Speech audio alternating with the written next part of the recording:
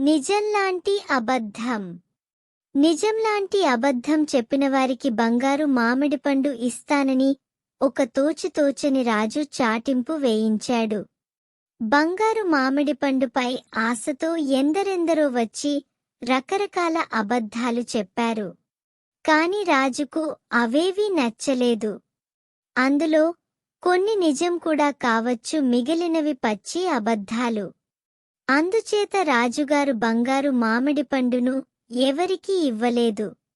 ఒకనాడు ఒక బిచ్చగాడు పెద్ద కుండ పట్టుకుని రాజుగారి వద్దకు వచ్చాడు. ఏం కావాలి నీకు? అన్నాడు రాజు. నాకు తమరు ఈ కుండెడు బంగారం బాకీ ఉన్నారు, ఇప్పించండి అన్నాడు బిచ్చగాడు. అబద్ధం. నేను నీకేమీ బాకీ లేను అన్నాడు రాజు. అబద్ధమా? అయితే ఆ బంగారు మామిడిపండు నా మొహాన పారెయ్యండి అన్నాడు బిచ్చగాడు. రాజుగారు సంతోషించి వాడికి బంగారు మామిడిపండు ఇచ్చేశాడు. నీతి: నిజమని అనిపించే అబద్ధం చెప్పగలిగితే ఏదైనా సాధ్యమే ఈ కాలం. అంతేకాదు, సమయానికి తెలివిగా మాట్లాడటం కూడా విజయం తెస్తుంది.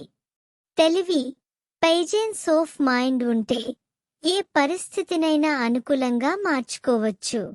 ఈ కథ మీకు నచ్చితే please like, share, subscribe my channel. Thank you for watching.